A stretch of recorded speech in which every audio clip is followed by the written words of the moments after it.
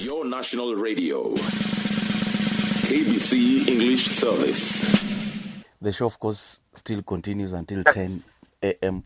And, of course, we're talking about the headlines of the week. Last night, Dr. Miguna, controversial lawyer on one of the local TV stations, stating that is being hindered by the government authorities to travel back to his, homegrown and land of birth to attend to his father-in-law's funeral in Nyanda County. But we also saw government spokesman Cyrus Oguna shambolically struggling on TV to say that Miguna is supposed to acquire a Kenyan passport in any of the countries abroad so that he can effectively travel back. But now the question Kenyans are asking, will that mean that when he acquires the same document, he will stop being unruly, having been stopped from traveling after the red alert indication? We're talking to Pan-African Forum Chair and also an international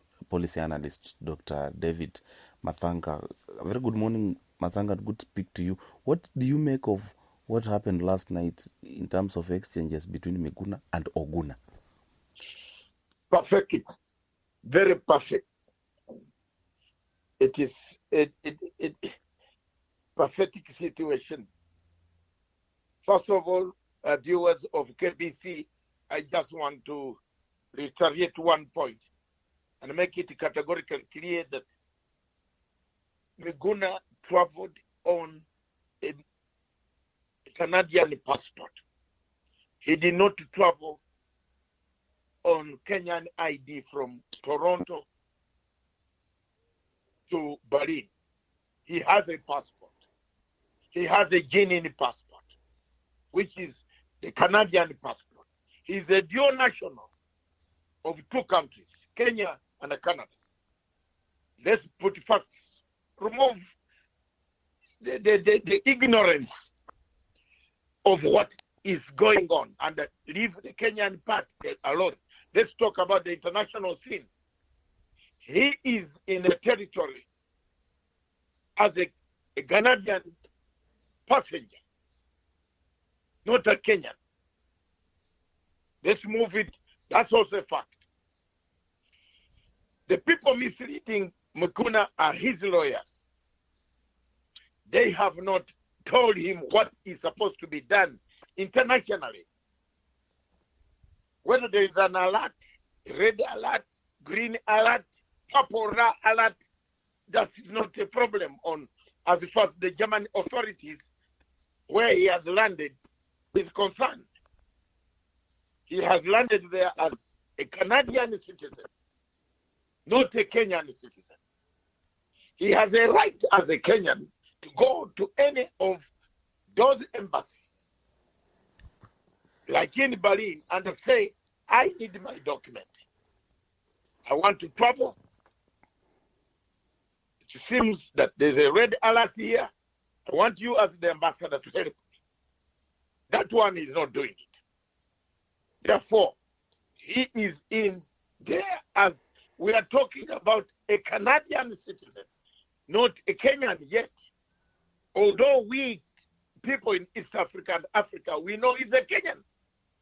But on documentation, he is having a Canadian passport. In fact, if you want me to fax to send you his Canadian passport, which has been shown now with Intercept, the people have somewhere in Paris have picked it. Doesn't look a Kenyan passport at all. It is a Canadian passport. The lawyers of Miguna should stop us this drama. Do one good thing. Advise the client or go to where the client is, where he's holed up in Berlin, because very soon he did a good thing to check out of the airport, because if he stayed in the airport, he will not be allowed in after 72 hours. That's the rule of the travel arrangement of international law. It is not less. Forget about your local courts. Your local courts can sing up to the moon. But as long as Miguna is not on the Kenyan soil, the orders you can make are useless. You can even make 1 million of them. But he's not on the Kenyan soil. But Daktari, The orders only are, if under listen, jurisdiction. The Kenyan court cannot do a jurisdiction in Germany without serving the German embassy, without serving the German government. So Miguna is in a German land. Let's solve that problem from the German land. I don't know. I don't speak for the government, but I speak as an expert who knows international travel. I've traveled for over 40 years when Miguna was in school. So I know what travel is. 40 years. Daktari, On the plane when Miguna was in school. So we all ask know. me another question. We all know Miguna is a Kenyan native. He's practiced You and law. I may know, but the Germans know the paperwork is Canadian. So ask me another question. Why is the Kenyan government not obeying court orders? Yet the same Ask government. them. Yet the same Ask government. them. I don't speak for the government. Is because we saw President Uhuru Kenyatta saying that double standards should not be practiced. Why should they, follow the laid down justice requirements by obeying the court orders that were issued, saying that Miguna should travel back? The court effectively? Orders that your courts are issuing are here in Kenya. They are not yet in Berlin. In Berlin, the passport holder is a Canadian. Walaya Mungu. We are dealing with a Canadian man who is in Berlin. Okay, noted. Who traveled from Toronto on a Canadian passport. That's it. Then let's do one thing. If he goes, that is what the government spokesman has said, that he can acquire his passport from any angle. And we friends. I am a friend of Miguna. I've sent a message. Why are you making a lot of fuss? Have you spoken to him? But I don't need to. I've sent a message to him. I have sent a message very clearly. I have spoken openly. If he wants to attack me, he can attack me. In fact, I have a better package for him. I am not worried about the attack. He can molest the government spokesman, but not me. I'm even worse. I started this game when he was still young in school. So that's not a problem for me. Let me tell you frankly, as far as we are concerned here, that the listeners understand, Miguna is in Germany as a Canadian citizen who flew from Toronto on aircraft of Lufthansa to that airport. Full stop. The orders that you can issue even 2 million. They only work at Jomo Kenyatta International Airport. All of us have been in a struggle against the governments for a long time when Miguna was still in school. So don't tell us that it is a new thing. Everybody there are people who didn't Raila have a dual nationality? Didn't Museveni have a dual nationality? Museveni had a dual nationality. Garanga had a dual nationality. Everybody who has struggled, Mandela, they had dual nationality. But it is, the regulations of dual nationality. Is it the only one? No. Let people speak the truth. So the question of the quotas that are being made will be served at Jomo Kenyatta International Airport when he has complied with the regulations of the airline and the conduct of the airline up to the delivery point, which is called the disembarking point.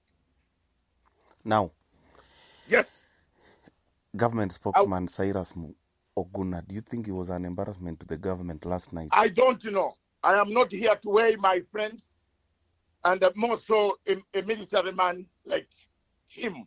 I am here to give education and light to the people of Kenya on international regulations of travel.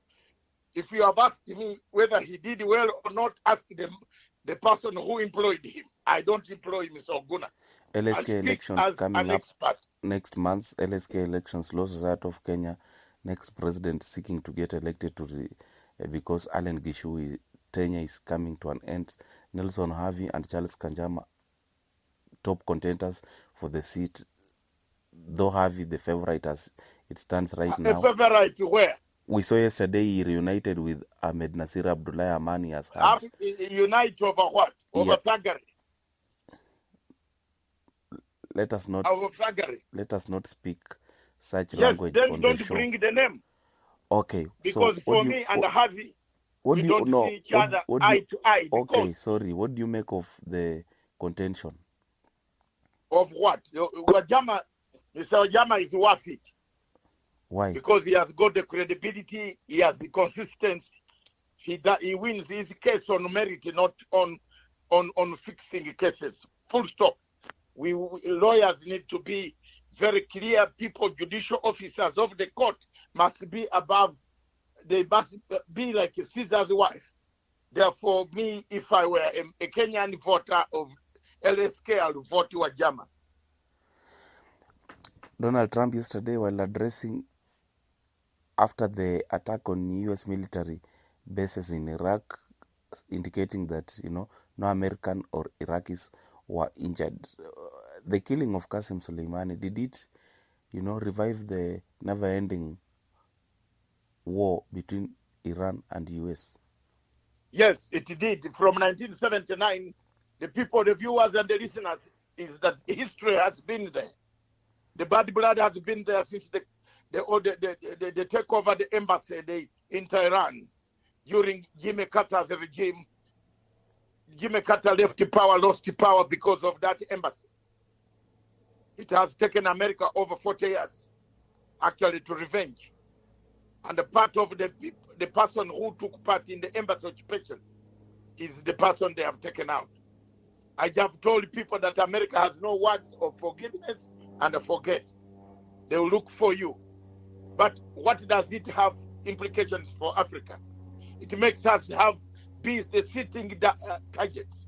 Because what happens is Iran might not go for the hard targets of the US.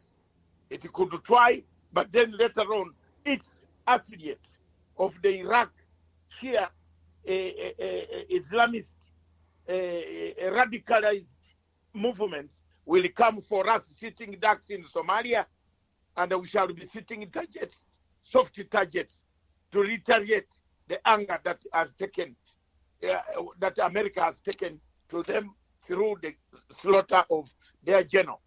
Two, it looks like we have forgotten the policy of engagement, containment. Let's engage and contain. Obama created a containment policy and engagement policy against with the Iranians. What has happened? Trump is a businessman. He doesn't care. He has built his empire. His children have grown. But Americans need their children to grow elsewhere in the world. Why doesn't Trump engage these guys? These guys, we know, we all know, they also do a lot of havoc. They kill people. They support terrorism. Yes, and that is known. The world knows. And that's why Europe and other countries in Europe have engaged Iran in order to slow down the sponsorship of terrorism around the world. So engagement and containment would be the best policy. Always a pleasure speaking to you, sir. Thank you. Thank you very much, listeners of KBC. KBC English Service. Your number one radio. KBC English Service.